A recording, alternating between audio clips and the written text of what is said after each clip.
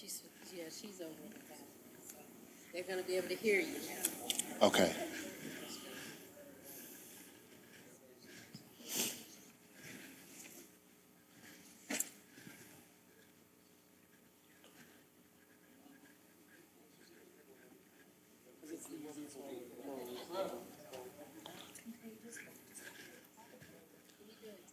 Test, test, test. How's that?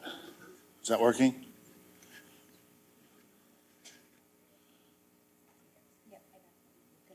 Now, is this going out live? Okay. Just wanted to know.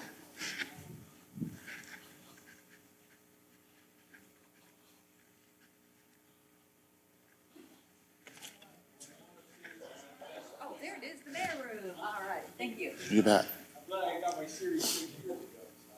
I know they're good.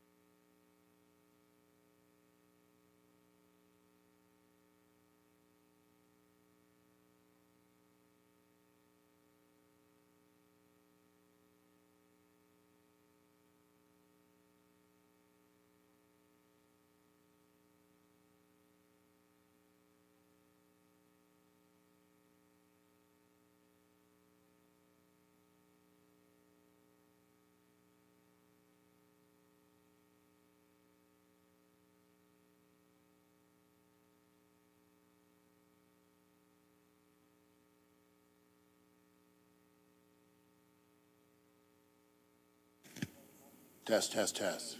How about that? It works. All right, I'm not going to use one. Actually, you'll have, it comes off easy, but you'll have to help me get it back on because I can do that. I can't do it. All right, I can do that. No problem. Are we ready?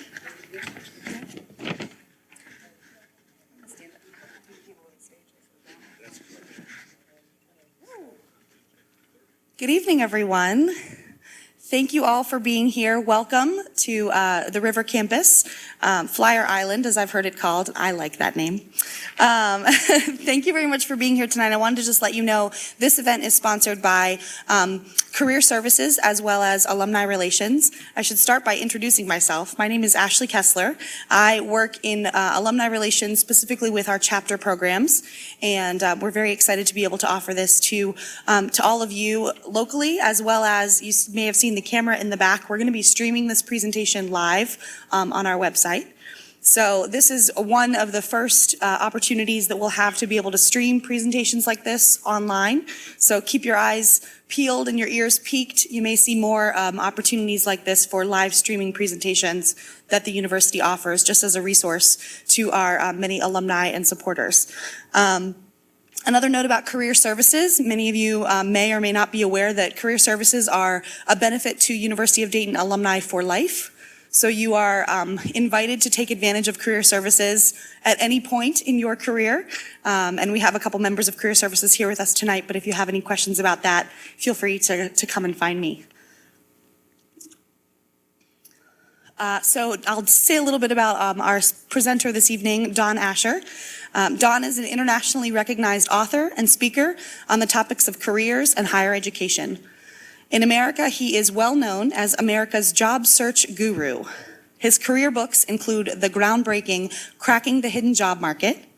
He wrote the best-selling guide to getting into graduate school, Graduate Admissions Essays, and he works on educational access and equity issues nationwide.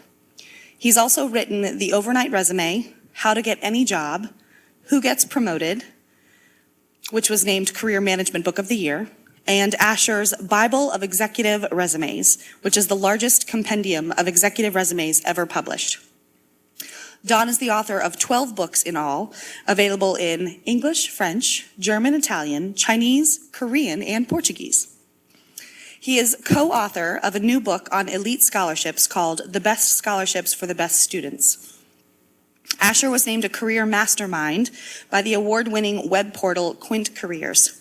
He's been the career columnist for U.S. Airways magazine, education columnist for MSN, and a contributing writer for the Wall Street Journal's CareerJournal.com and CollegeJournal.com,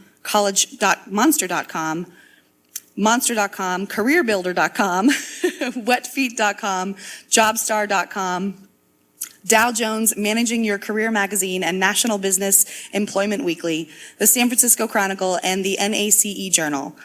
I'm very, very grateful he's here because he's a busy guy. He's been quoted in the Wall Street Journal, Investors Business Daily, the New York Times, USA Today, Boston Globe, the Globe and Mail, Salary.com, U.S. News and World Report, Forbes, Fortune, Men's Health, and many, many other publications. Asher holds the Master of Arts in Human Development from Fielding Graduate University, a Master of Human Resources and Organizational Development from the University of San Francisco, and a Bachelor of Arts in Philosophy and Religion from Reed College. He's a featured speaker over 150 times per year, including recent lecture tours in Canada, Mexico, India, China, South Korea, Morocco, and Germany, where he spoke about international career trends and the borderless career. This is Don's 6th year visiting the University of Dayton, and when Asher is not traveling, he lives in northern Nevada and in American Airlines seat 3A. I'd like to introduce you, Donald Asher. Thank you, Ashley. So I don't know how you're going to do this.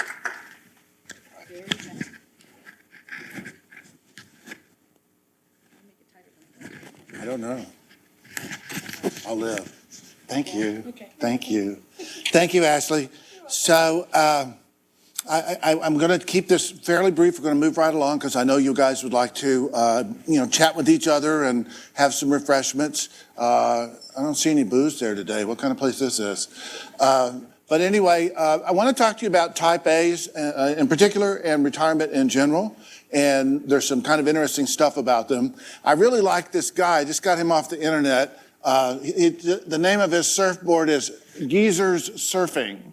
So here he is. You can see that he's not a young guy, but he's doing pretty well there. So I think I've seen this guy on television. He also skis on his bare feet, and he's over 90.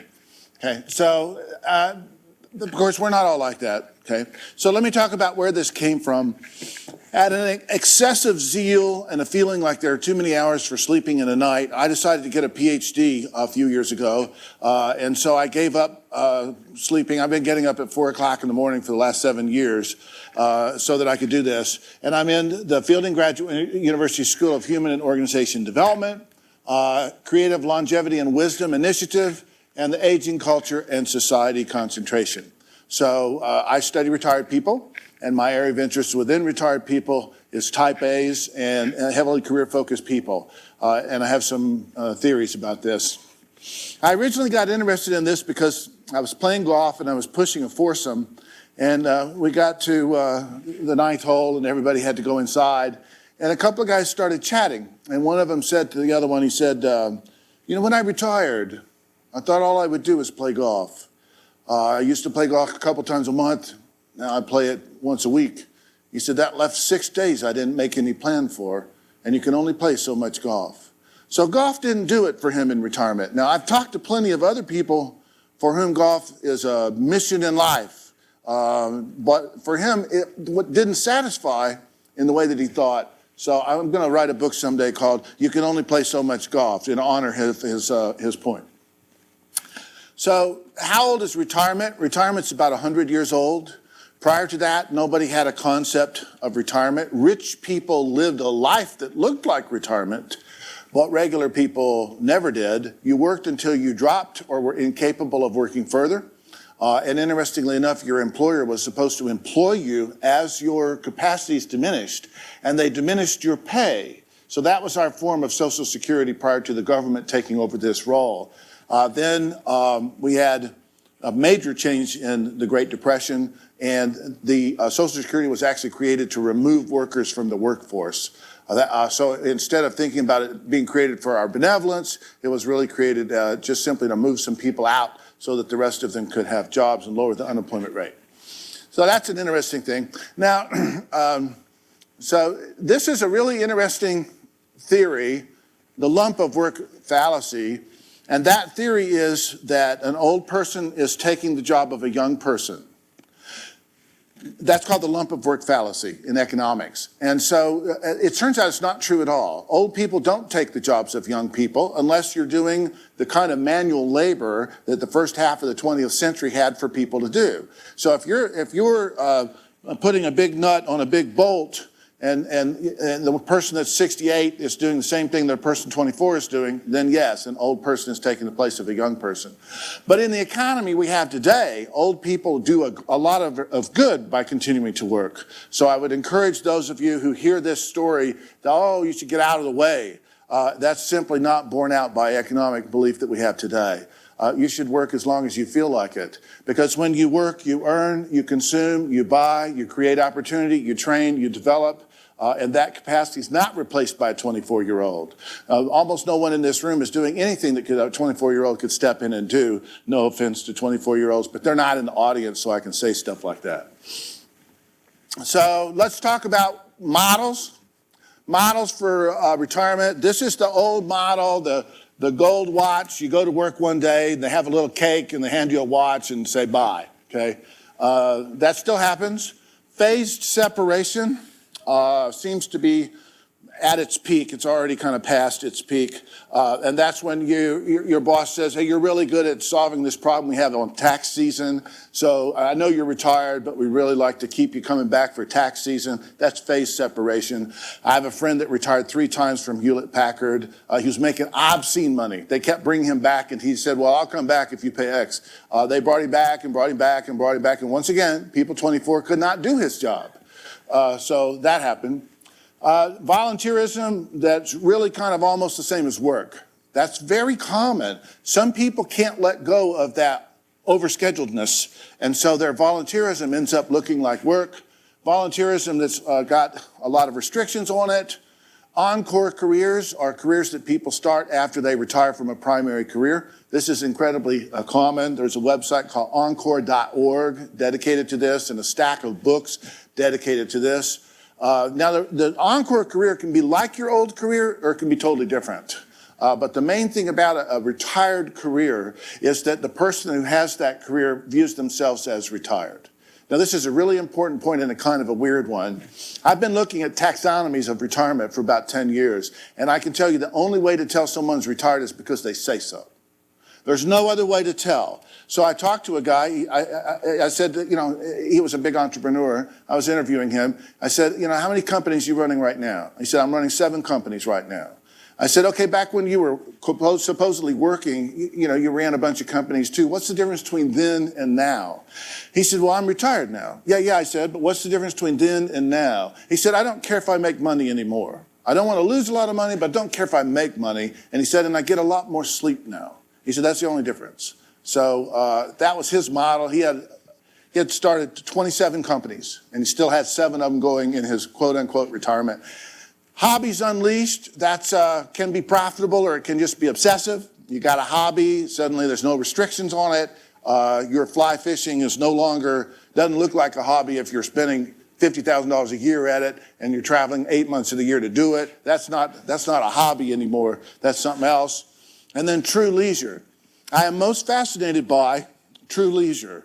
That's the old model of what you're supposed to do in retirement, where you just kind of sleep in, watch a lot of television, maybe take a walk, go to an art opening, ride your bicycle on the beach. That true leisure, I don't understand it. I'm going to reveal to you that I don't. So anyone who has insights about that at the end of the talk wants to give me a line, I would love to hear what your observations are. So this is one of the categories of people I'm studying, is type A's who do retire into true leisure. They do it, some. So can you work in retirement? Yeah, I'll tell you who works in retirement. Poor people and rich people. Okay, lots of rich people keep working in retirement because they like their job, they like what they're doing. Lots of poor people work into retirement because they have to, and properly probably ought to be called retired. So it's the economic extremes that work until their last day. So at least 1/3 of type A's return to work within a year. They had this idea of retirement within a year. They're like, I'm done. I've had it. Can't take it. Don't like it. Okay. Only way to tell. People who have retired will tell you they have retired. That's the only way to tell. Okay, so what's a type A? It's a hard-charging careerist who names career as one of the first most important things in their lives. If their spouse is not there, the career will come ahead of the spouse. If the spouse is there when you ask it, it'll be spouse first, career second. So I've learned how to interview people with the spouse a little bit further away. Hey, let's go over here and get a cup of coffee. Then you interview them. A function head. Type A's are in charge of their world. They have autonomy. They don't always have to be in charge of a big world, but it's still their world. So interestingly enough, entrepreneurs, CEOs, and the guy that owns an auto repair shop all have the same personality. It's a unique personality, got a lot of things in common with one another, even though their socioeconomic differences are pretty big. A hard-driving, career-focused person who has achieved significant success. Type A's tend to be successful because they outwork other people. Now, type A is a personality theory, so it's out of vogue. So the reason I like it is because everybody knows what it means. Unfortunately, psychologists don't agree that there is a type A. They don't agree that that's an enduring type. You might be type A contextually. For 5 minutes, you're a type A, and for the rest of the day, you're a type B.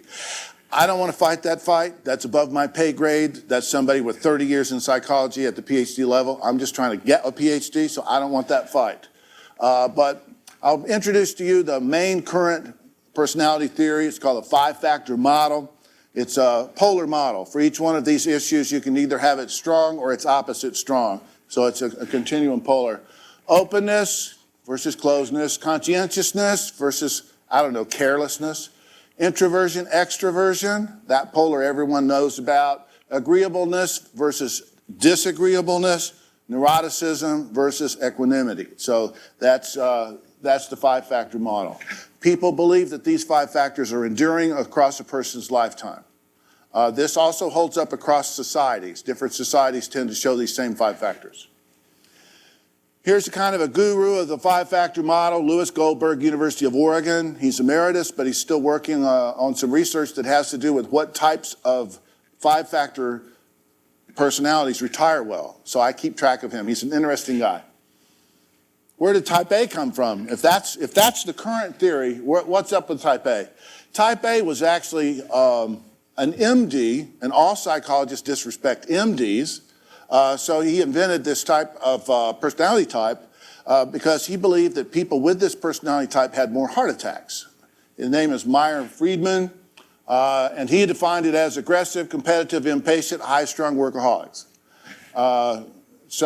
And interestingly enough, in spite of the fact everyone in the whole culture knows what type A means, he was never able to conclusively establish that it has any relationship to heart attacks whatsoever. So if you are type A, quit worrying about heart attacks and worry about something else. You've got a lot of things you can worry about. Type A is not subject to heart attacks any more than laid-back type Bs. It doesn't have anything to do with heart disease. Friedman himself lived to be 90, and he had 2 heart attacks. Didn't kill him. I've got him in a minute here. I'll show you a picture of him. I think he's right there. Meyer Friedman, dead at 90, author of 542 articles and 5 books. So he was a little busy. So what's type B? Mellow, laid back, patient, slow to anger, think before act, live and let live. Type Bs, they feel like strangers in a foreign land. The world is set up for type A's. Everybody likes type A's. Type A's get their way. Type Bs feel assaulted by type A's. But nevertheless, there's a bunch of books out now about how good and groovy and cool type Bs are, including this bestseller called Quiet by Susan Cain. I don't have a position on this. I'm just interested in one of these 2 anyway. I did stop beating up type Bs after I read this material. So is there a conflict between these 2 personality theories? Not really. You can lay a type A over the top of the 5-factor personality, and what you get is someone is more open, more conscientious, more extroverted, less agreeable, and less neurotic. That's a type A laid on top of it. So that's not bad. And there's this guy right here says that these people retire particularly well, by the way, ones that fit that pattern. So that's good news. Here's a type A test. You have this in your handouts. If you want to take this test, it's entertaining. I scored 360 out of 380, and if you're also a type A, you will want to beat me. So, and you probably will. I mean, it's possible. Not many numbers between those two, but go ahead. So this is fun. I almost want to repeat that current psychologists don't truck with the whole definition of a type A, but that's okay. So I want to know at the end of the talk if you can help me, if you are one of these people or know one close to you that would that you could introduce me to or direct me toward. I'm looking for someone who's been a function head, a hard-charging careerist who is retired for 6 months or more. So if you know anyone like this that might be entertained by explaining their thoughts about their life, that would be great. The time commitment is pretty modest. It's 2 telephone calls of about an hour apiece. So if you know anyone that'd be interested, it's not very intriguing. You can remain anonymous. As a matter of fact, I've been directed to make everyone anonymous. So do at the end of this, let me know. I'm particularly interested in more women, entrepreneurial women and executive women, African-American subjects, Latinos, and racially underrepresented executives. So if you have any connections like that, but I'm interested in everybody. I'm not trying to exclude anybody, I'm interested in everybody. Stress, this is really interesting. Stress is associated with a shortened lifespan, unless you're a type A. And that has to do with autonomy, because when you have autonomy, stress is not deleterious. This is absolutely fascinating. You can handle all the stress in the world as long as you voluntarily chose it. And you voluntarily choose it all the way through the experience. So stop letting those people tell you to relax. Tell them, no, I'm not going to relax. I'm in charge of my stress, and you are part of the cause.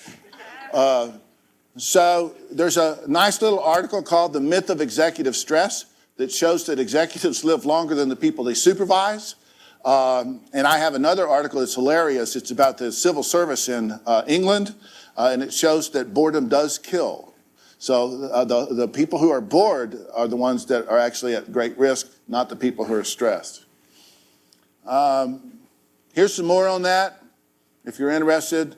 People in the bottom quartile of civil servants twice as likely to die as those in the top quartile. So that's just something for you to chew on. Now, what about liking to work? To me, this is part of my definition for my operationalizing my subject pool. People like to work. Line workers' health improves when they retire. Executive function heads' health does not improve. Why does it not improve? Because the work's not hurting them.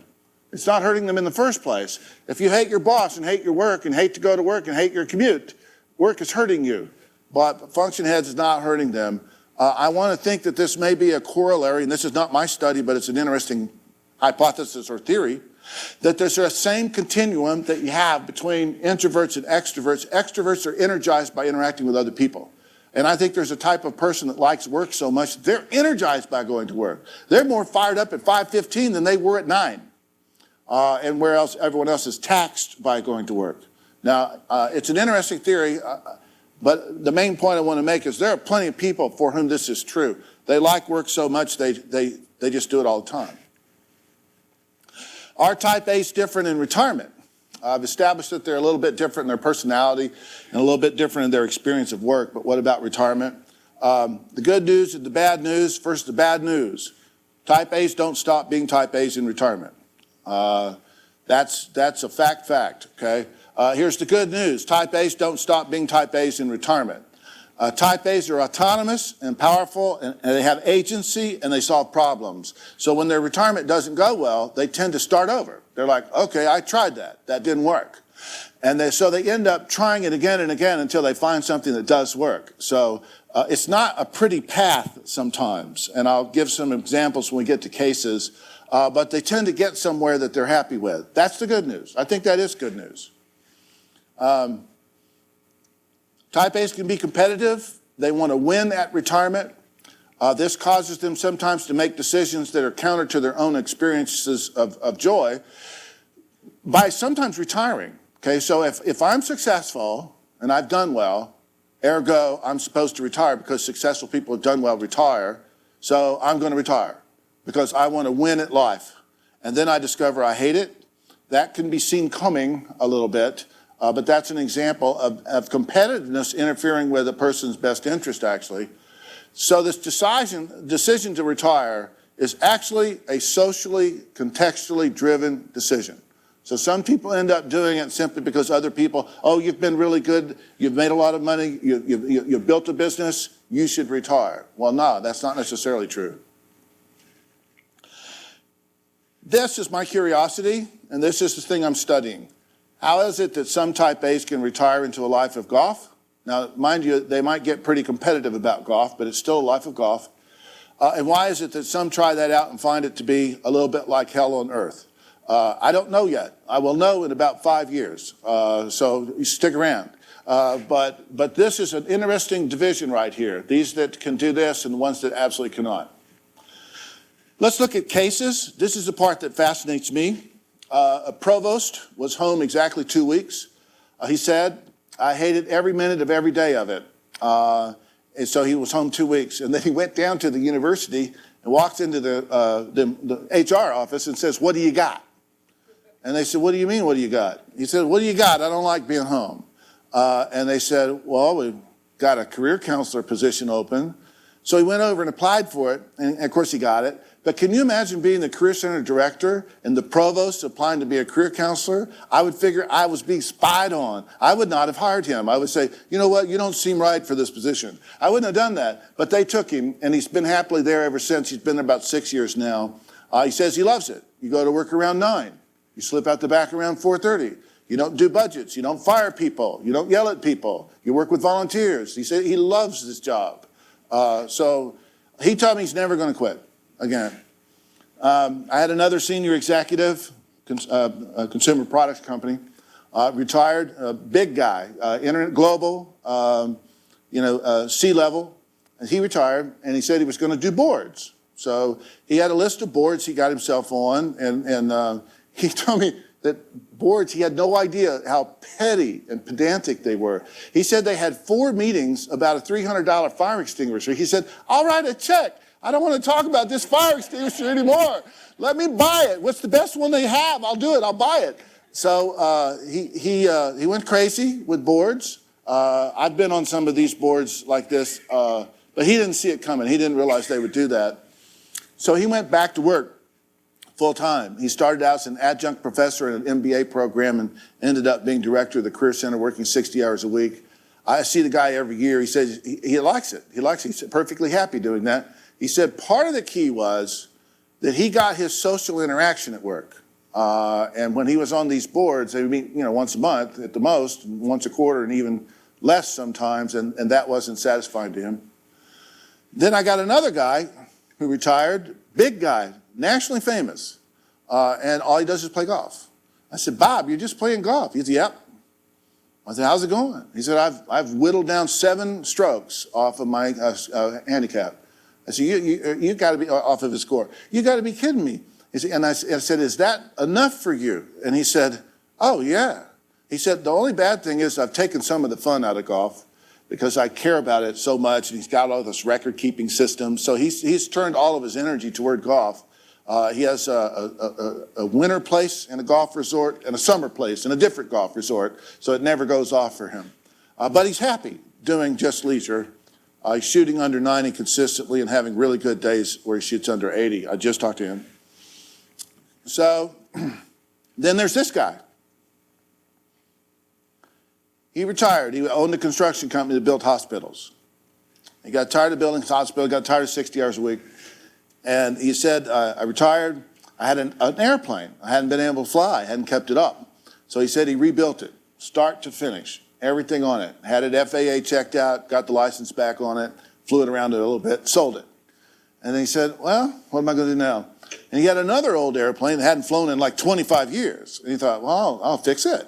It's in another warehouse he had. So he redid that airplane, scratch to finish. He had to make some parts, got it licensed, got it FAA approved. And then he said, now what am I going to do? He bought a 3rd airplane. He redid that airplane. Then he sold it. And then he came home and stood in his house, and he turned to his wife and said, what am I going to do now? And she said, I don't know, but I hope you find out soon. because he had been apparently hard to live with because he was home a lot. And during his entire career, he had been running sites, hospitals or somewhere else. So he went back to work. When I interviewed him, he started out doing what you might call side jobs. So he built a crew and built an addition onto a hospital. And he said it was taking just as much time as when he used to make Obscene Bank. And he thought, if I'm going to do this, I may as well go back to make Obscene Bank. So he bid a hospital and got it, and had to build his company back up. And so that's what he's doing now. He just went back to work. He said, I like to work 60 hours a week. He also said, and this is important, all of my pastimes I let go of as a young man. And they were dangerous pastimes like motorcycle racing, skydiving, and scuba diving. He said, I'm too old to do that stuff now, but I don't mind to work a lot.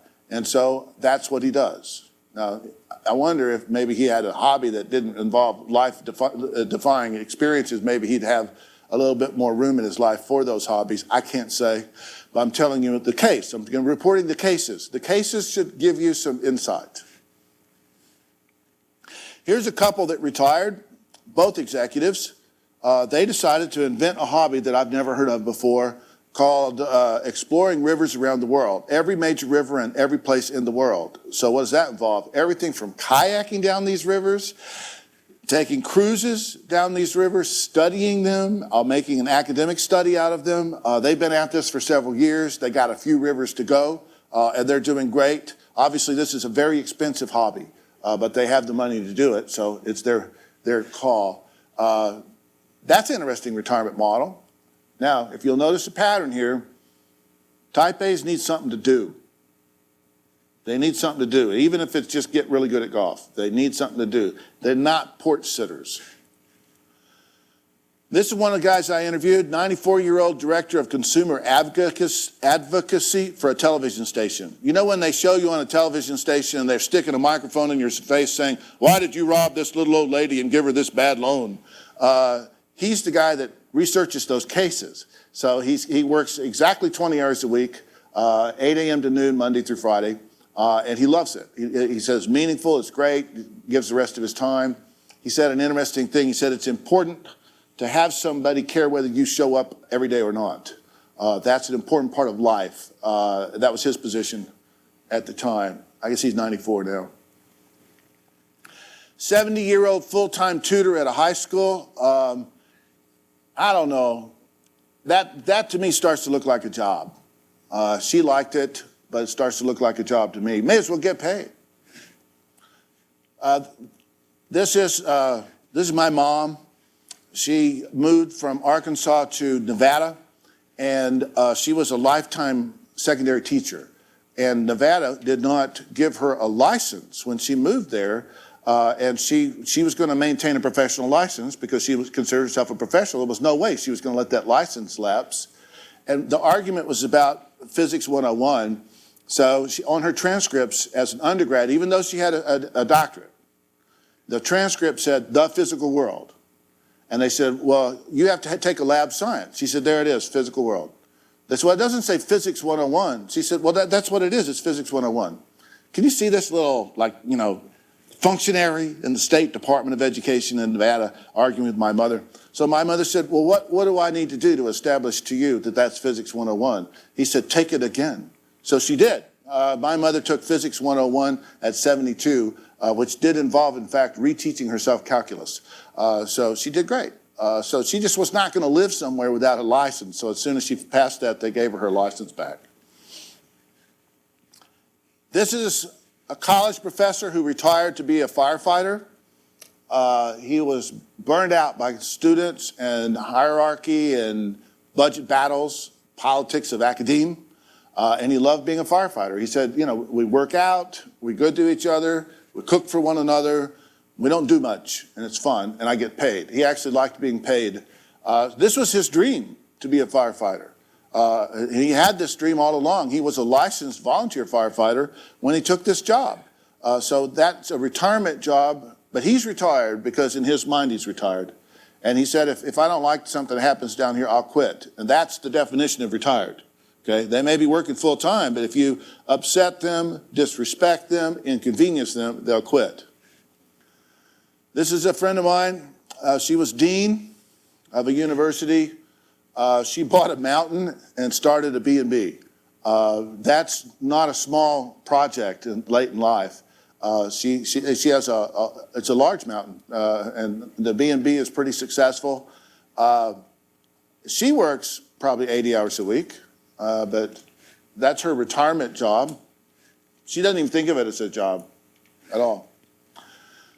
I have a case of an executive that retired and made himself into a master woodworker. He builds furniture, and he's belonging to a guild. This is apparently common now. The woodworking equipment is really expensive, so people will get together and they'll build a shop, and then, you know, you'll have an eighth, and you'll have an eighth, and you'll have an eighth, and you'll have an eighth. He's got one of those eighths, except he's retired, so he's down there all the time. But the people he's hanging out with are very different than he was. So he was an executive. Now he hangs out all day long with people with tattoos all over themselves, and they talk about lacquers and lathes and the history of furniture. And so it's a pretty different experience for him. In this particular case, he made a piano bench. I think he sold it for $2,000. He said, if I were to remotely sell it for what I have in it, it would be $10,000. So this is one of those hobbies where he's not making a profit, even though he sells stuff. That's not profitable. If you have $10,000 in a chair and you sell it for $2,000. This is one of my favorite cases. This was a college professor at a community college. He retired, discovered his pension was not enough to live on, thought, what do I know how to do besides teach psychology? And he said, well, I do know a lot about fly fishing. So he started tying flies and hauling them around eastern Washington and selling them in stores by hand in a station wagon. And he discovered right away that he was selling more flies than he could make. And not to think small, he got on a plane and went to China and taught Chinese people how to tie his ties. And so now he was getting them on a plane from China to him, and he became quite wealthy and made over $1 million net with his little project of tying flies. So I like this late stage entrepreneurialism. By the way, if you look at business formation, baby boomers are rocking it. Baby boomers are starting more businesses than 24-year-olds, than young people are, both in percentage-wise and raw numbers, both. This is an important comment because we never hear about older entrepreneurs. All we hear all day long is how some 22-year-old's become a billionaire because he thought something up in the shower. But the main fact is the zeal of entrepreneurialism is actually driven by older first-time entrepreneurs. I like this next guy. He was a college professor, got bored at home. His boyfriend said, you can't hang around this house all the time like this. You're driving me crazy. So he went down to the cemetery and got a job at the cemetery as a cemetery attendant. And he told me what he did. He said, I bought a plaid shirt that was a little too big. I bought some jeans and I rolled them up one notch, got some scuffy boots at a used Goodwill type place. He had a real long belt that he put through and then he folded it back. And he went down and said, I'd like to be a cemetery attendant. And they said, where did you work before? And he said, over at the university. And they said, okay, we'll take you. They had no idea. They had just hired a retired faculty member. So here's what his area of specialization is: nonverbal communications. I love this guy, nonverbal communications. So he took this job to get out of the house. I have lots of people who took a job to get out of a house. So figure out what that means to you if you make your own plans. I love this guy, the grocery bagger. What's a Rolex? Yeah, no, he was, I'm trying to remember the name of that town. It's just Laguna Beach in California. I've been there. It's the $1 million condo place, okay? So he was at Laguna Beach with his wife, visiting the daughter and the grandbaby. The grandbaby was 4 years old, and he told me they kept sticking me with this grandbaby, and then they go out shopping. And he said, I didn't care for that. So he's down at the store. This place is so rich, they have no people to do things like bag groceries. They have no wayward teenage men at all. So he's looking down there and said, bagger wanted to see the manager. So he goes over to the manager and says, hey, I'd like to be your bagger. How many hours a week is this? And the guy said, well, whatever you want it to be. I mean, we're desperate. So now he's bagging groceries down there. And so he's taking some groceries out to put in this woman's Jaguar, and she says, "Is that a Rolex?" And he said, yeah, that's Rolex. "You're the first grocery bagger I've ever seen with a Rolex." So that's another person who took a job to get out of the house. I don't know about this stuff. I know that it happens, and I know why it happens. I don't know if it's the best possible use of time. It may be, because that's very low stress to go bag up some groceries, And I'm going to head to one of the reasons people do this. I'll get to that in a minute. And then a homemaker who became a designer for a high-end furniture store. I don't remember if she'd ever worked or not, but she also wanted to work in retirement. Here's my guy with 27 startups, running 7 of them in retirement. Now, not everybody needs work.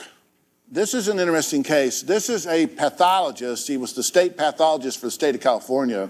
And what he does is he does physics problems. And I knew his son. And so I knew that he did physics problems for years before I found out he's doing them with a slide rule. He's doing them longhand with a slide rule. He's not trying to invent new physics. He does these for 4 to 6 hours a day. He goes down in his man cave. He's got a treadmill and his slide rule and some pencils and paper, and he does physics problems, old school, for 4 to 6 hours a day. Now, I've not actually interviewed this guy, so I'm not sure how this is working for him. The main point I want to make, though, is he's not doing a job, he's not doing it for pay, but he's doing it in a very disciplined way. And I'm absolutely positive it's a good idea because of what we know about mental decay. That old use it or lose it seems to be true, but I'm jumping ahead, but let me do it anyway. The only problem is it forestalls certain mental declines, but it doesn't get rid of them.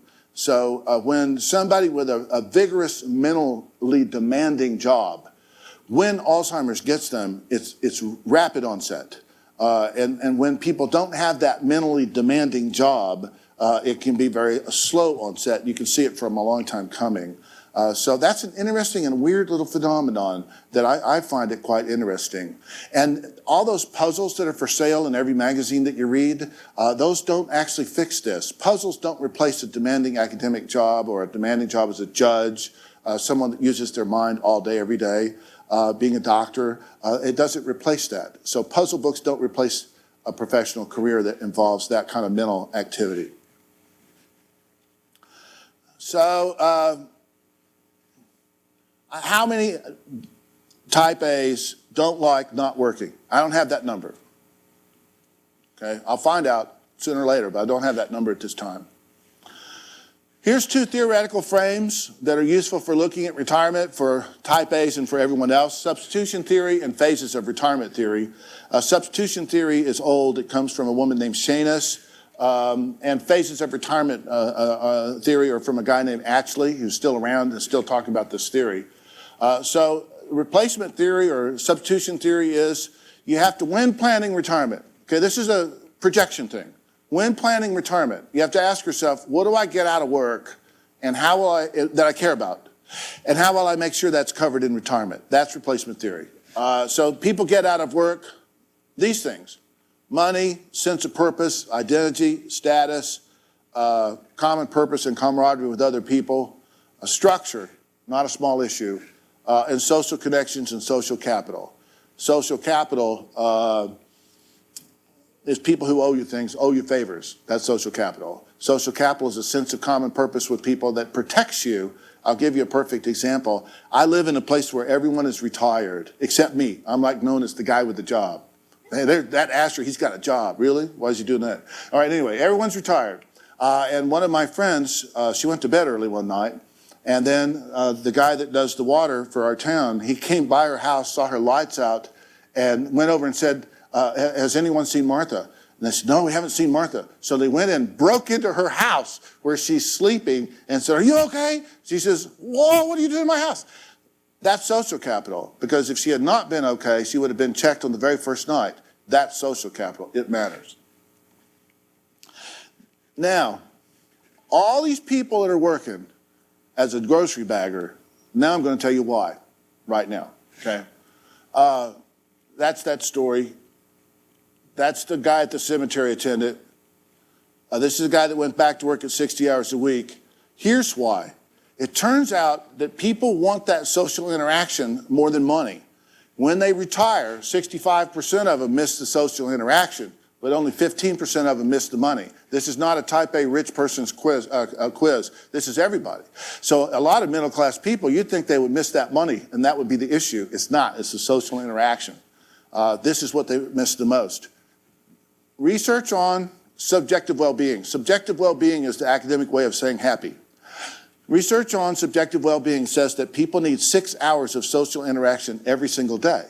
6 hours. Now, we take this for granted because we normally get it. You especially get it if you work somewhere. When you retire, you have to figure out, are you getting 6 hours of social interaction? Introverts need over 5. No one gets a pass on this. Now, this is genetic. It's everybody. And there's some weird little parts to this. Bear with me here. Online interaction, social media, doesn't scratch this itch. And interestingly enough, you don't actually have to do anything together. You just have to be together. It may be pheromones, but it's definitely deeper than consciousness. So you have to ask her, if you hang around your house with your spouse, that counts. But getting online and having really rich social interactions in social media does not count. Watching a television show together where one of you's got earphones on and the other one's reading a book, that counts. But social media does not. Now, I now know why all of those retired people are down at McDonald's for that cup of coffee and the newspaper every morning, because they're digging into their 6 hours. They meet at McDonald's, read the paper, gripe about politics, drink a cup of coffee. They're doing something important for human beings. In my opinion, we're social animals. In my opinion, you can't beat this bite. You can't not like it. And we also have, just brand new, it's only about 2 weeks old, we discovered what the cost is of people who live alone. It's not loneliness but isolation that creates the damage. Okay, so loneliness does not have damage, isolation does. So marry somebody you don't like.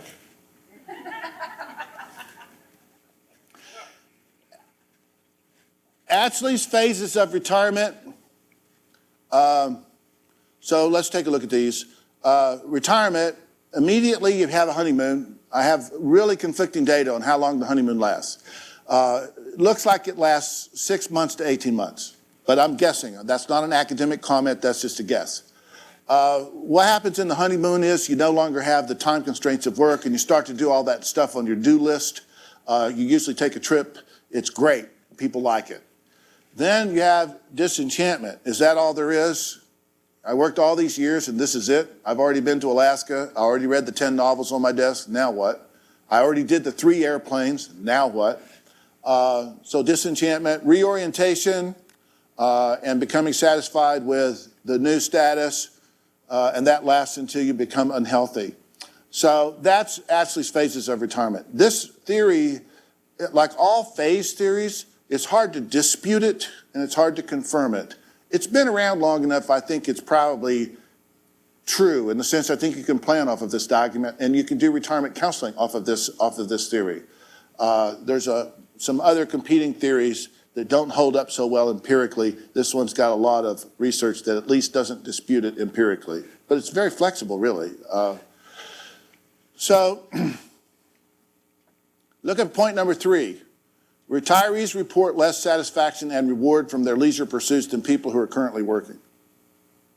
It turns out that leisure works as a counterpoint to something rather than something to do 100%. Leisure works better as a counterpoint to work in terms of being satisfying. Also, we have research on humans in the following way. Humans are not any good at predicting what will make them happy in the future. They're not. So you think you're exceptional to this, and I have other research that shows that everyone thinks they're exceptional to this. That just means that research is true too. So, people will say, I'll be happy if I do this in retirement. You're not that accurate. So maybe the sense of just trying stuff out is not the worst way to go at this.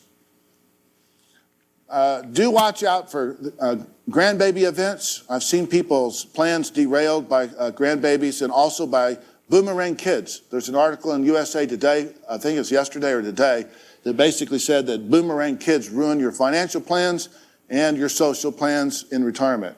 I suggest you change the locks, tell them good luck, but that's me. Now this is an interesting thing too. People who are retired have a very low tolerance for noise to signal, okay? So what that means is that long commute that you've been putting up with, you're not going to want to put up with it anymore. That irrational boss that you thought you could handle for 5 more years, you're not going to put up with it anymore. Difficult customers, if you have a kind of work that has difficult customers, one day one of them will be difficult and you'll say, that's it, I'm done. So that noise to signal problem is something to pay attention to in your planning. You may need something that has a higher signal to noise and lower noise to signal to keep you happy. Here's what retired people want to volunteer work: flexibility, the ability to be absent, to go somewhere and travel, good treatment, the ability to make a difference, the chance to socialize. I was in a flea market in Indiana. It had booths. So in this flea market, there were probably 25 people there, and they weren't there to sell anything. As a matter of fact, you had to beat them to get them to take money. They were down there every day to socialize and run their flea market and complain about the government. So that's what they were actually there for. As a matter of fact, they didn't want to sell anything. I don't know if I'd part with that. I'm like, why do you have a store? Okay, so that's something to watch out for. 10 to 40%, depending on which study you look at, have no retirement plan. CEOs tend not to plan for retirement. CEOs happen to almost always be type A's of one kind or another. They don't plan for retirement. That's weird, I think, because they plan everything else, but they don't plan their own demise. And so retiring would be their demise from the pinnacle position of being a CEO. The research that I have so far says that people who don't plan are not less happy than people who do plan. So planning doesn't seem to be that big a deal. I think that's interesting to me. I don't know. People with no money are demonstrably less happy, but that's got to be really close to no money. If people can survive, they tend to adjust to their financial circumstances, and they're not further unhappy. That's a pretty good news, except if you look at the data of how many people are not going to have enough money to even eat and are going to go bankrupt. Never look at the financial data surrounding retirement in this country. You will not sleep anymore. But you know, if the people can manage themselves at all, they learn to live within their means, and then they're not unhappy about that. That's kind of good news. I thought I would share this with you. Older workers call in sick less than younger workers. They get injured on the job less than younger workers. They're more likely to say that they like their jobs. They're less likely to say they're working for the money. They're more reliable and they're more accurate. How about that? HR managers are figuring this out. They started taking older workers because they had to and they needed to fill spots, and then they started looking at how they were doing. All of these, by the way, are not commonly believed. The opposite is believed by the lay public, every single one of these. But this is the truth. Most older workers actually don't work for the money. They work for the social interaction. And as I said, they'll quit. And so this is boring. Okay, now, so my recommendation then for you, if you're a type A, is have some big projects to pursue in retirement. That's my tip. It doesn't matter what it is. Stamp collecting, mountain climbing, running rivers, starting companies, something, okay? Writing books, whatever. But for everybody, this turns out to be an extremely large force, this social aspect of the time that you spend. And remember what I said, it's the physical presence of the other person, not the quality of the interaction that you have with them. So you got to figure out how you're going to have that. Elder co-housing is a model that solves that problem. That's where people will get together and buy a house and everybody gets their own corner of the house or suite or whatever you want to call it. But don't ignore this, because that loneliness and isolation, as we said, the isolation is the problem. It plagues a lot of older people that don't have that social action taken care of. So what's a successful retirement? Anything that somebody finds pleasant for themselves. I've already showed you that senior executives can end up doing things like being a cemetery attendant and being a grocery bagger. Whatever you do, if it works for you, then that's a successful retirement. I want to thank you for your time, and then I'll open this whole floor up to conversation. Thank you.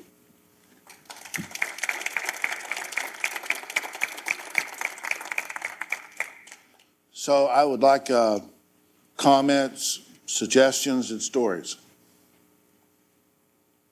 Yes. So we've been retired for 3 years if we want to apply for a job. There's that gap that Yeah. HR managers look for. And Yeah. plus, when you say you're retired and they haven't met you, they think you're really just old and decrepit. Yeah. How do you counter that? There's actually an article that says that people exactly believe that retired people are old and decrepit.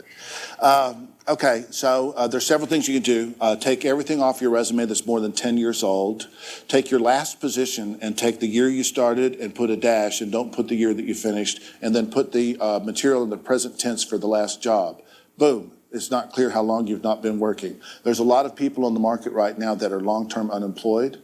When people say that you're overqualified, they usually mean that you're too old and you're too slow and you're too expensive. So you might have to tone down some of your resume to get people to take you seriously for jobs that are less than the last one that you held.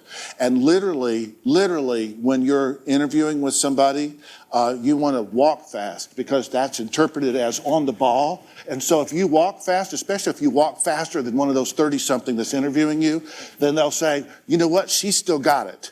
And the other thing that you can do is you don't get in stacks of resumes in the first place. You use job search techniques that take you to the hidden job market, is how to find jobs before they're announced. Because once they're announced, they're not thinking of you first. But if you're talking to them and you're saying, I can solve problems for you, then they're thinking of you first. And that's in a book called Cracking the Hidden Job Market by me.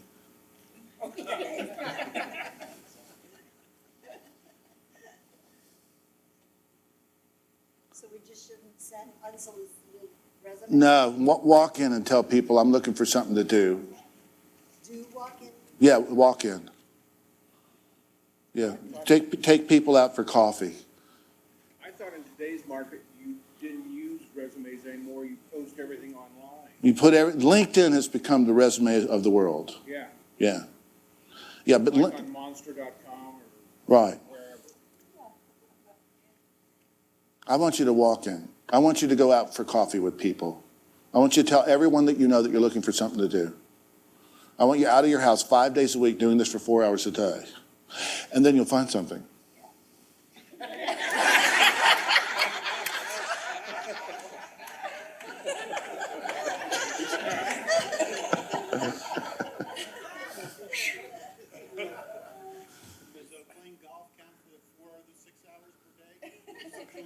Oh, no, yeah. If you're playing golf with people, you're with them. Yeah. And it could be a pickup. It could be a pickup foursome. You don't have to have pals to go with you. It's a human thing. It's absolute. I'm convinced it's pheromones myself, but I'm not an MD. I'm not a physiologist. Well, you answered my question, you said human. Yeah. What about walking your dog? If you can get someone to walk the dog with you, then yes, and if just you and the dog, even if you're looking at people, I think you have to be fairly close to them. You have to be close to them. Neighborhood, walking your dog. I don't know. I'd have to go back and look at that actual research to be sure. That's not my memory of it, but you're saying hi to people. Yeah. Animal and how that helps older people.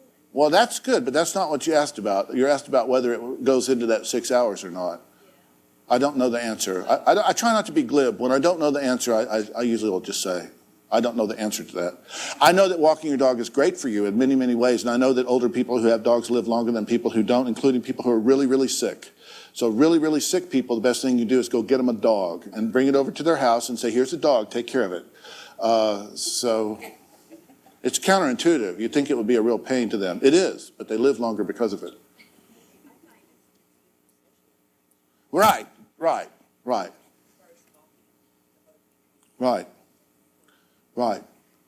All positive, no downside. Yes. Do people think it's a negative to be a type A? Because tonight when people were registering, they're saying, I'm here for this, but I'm not a type A.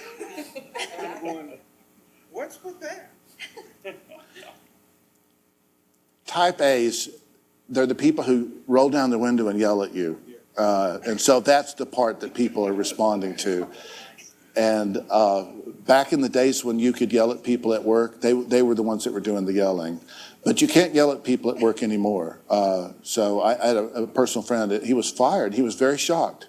And he said, they fired me for yelling at somebody. He just couldn't believe it happened. They will always fire you for yelling at people now. But that's why. It's the quick to anger. It's not the rest of the package. It's just that one thing. Yes. So many of these people seem like they're having more fun in retirement than they did working. Yeah. People do this at younger ages. There was a trend to younger retirement. It started in the 1980s, started around the time that companies began to save money by firing their senior people. And so there was a lot of trend toward that. That trend has stopped. We had a 100-year march toward younger retirements, and it stopped about 5 years ago, I'm guessing roughly. Why don't they do it at younger and younger ages? Most of them can't afford it, for one thing. I think there's a tremendous amount of meaning making that comes out of work, and I'm not sure that you want to walk away from that till you feel like you've done your chunk. I did interview a lot of people that said odd things like this.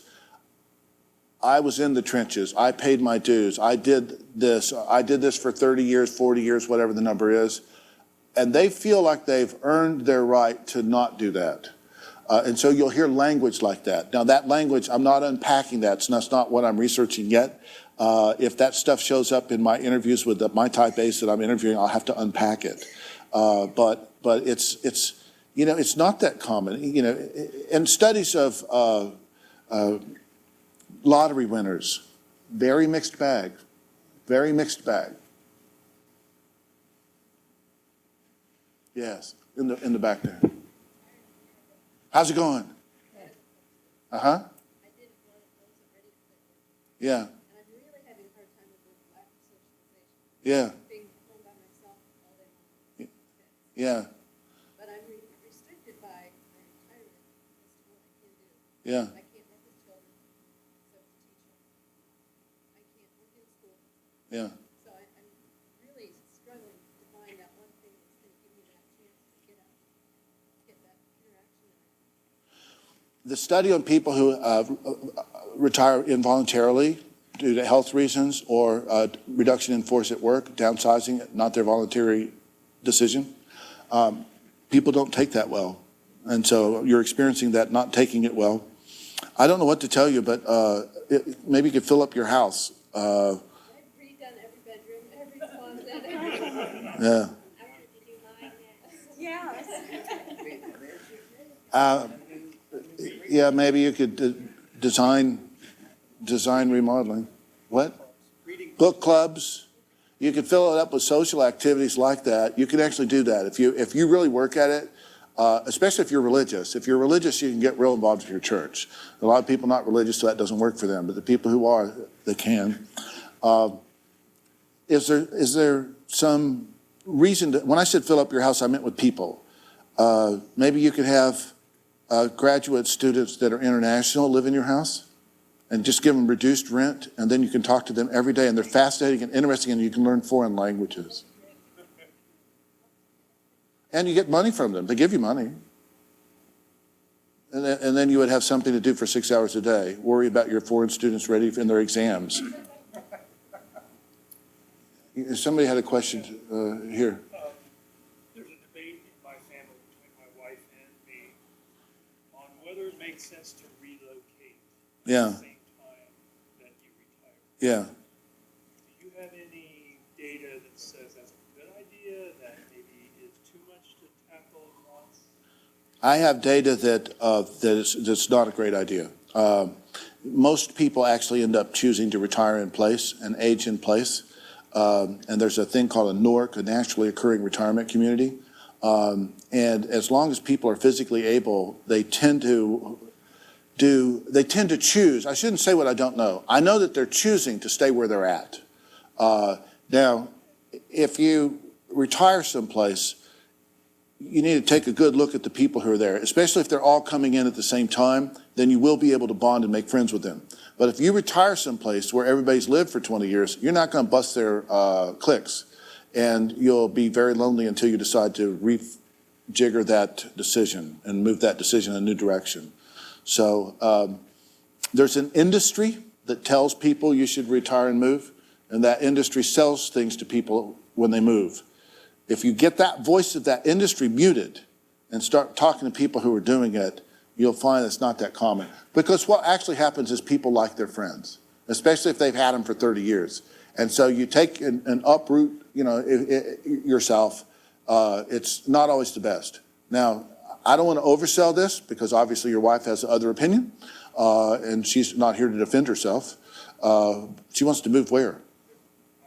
You want to move. Where do you want to move? Where do you want to move? That's another part of the debate. Okay. Yeah. People do it. People do it all the time. And some of them like it. Yes. I'm real interested in this issue of autonomy. The question I would have is, a person type A cannot retire unless Yeah.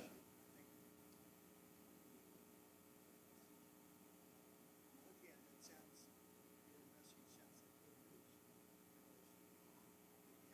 news. Yeah. But just the fact that you haven't chosen that, you're kind of boxed in on that, potentially remove that autonomous effect. You have control. I don't know. It's a very good question, and it's one that I don't know the answer to.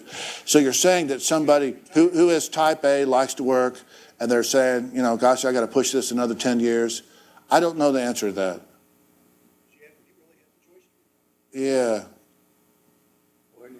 Yeah. You're not really retired. You're retired when you know you can quit tomorrow if there's a reason you want to quit. That's when you're retired. It's not really the research. It's not really, no. Probably wouldn't fall in the subject pool. Yeah. I have models, I have cases of people doing that. But I haven't actually interviewed any of them. I just have lists of them. A buddy of mine's father's in sales, 82. And his theory is if you retire, you die. I know his theory. But the problem is that's absolutely false. I want all of you to know that. That is absolutely false. You do not die if you retire.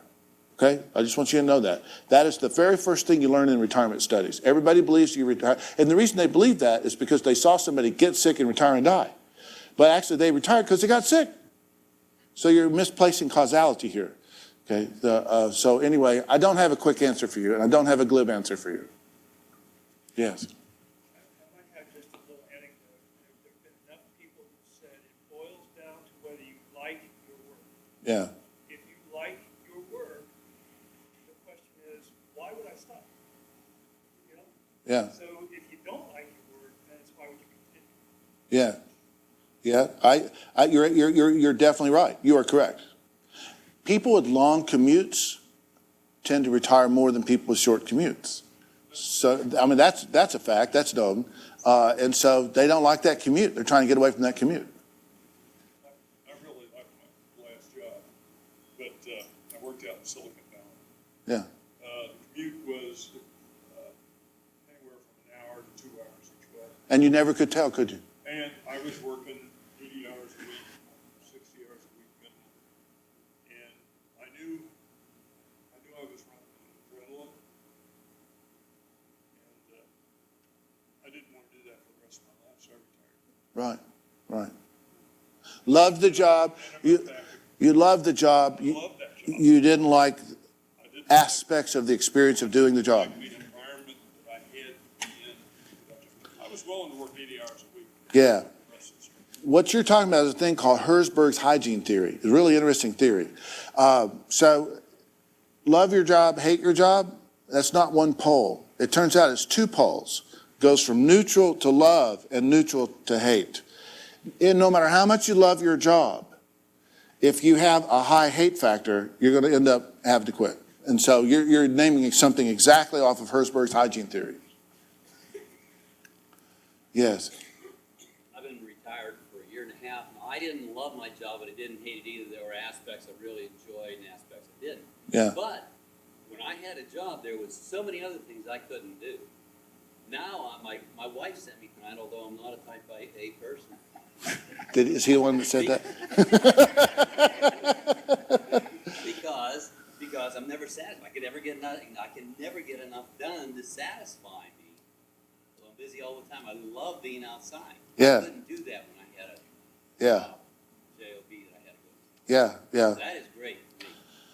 That's what people like You about know, I can retirement. get the rest of the stuff done. Yeah, that's what people like about retirement. Total autonomy. Work in the yard, Yep, everything. Kicks done. yep. Well, I think this is just an interesting topic. I'd love to hear from any of you that would like to be interviewed for my study, or if you know somebody, you want me to like send you a query that you can then forward on to that person. I'd like to go ahead and break, and all the refreshments are still back there. I'd like you guys to kind of mingle around a little bit. No reason to head for the doors. And thank you again for your attention tonight. Thank you. Thank you.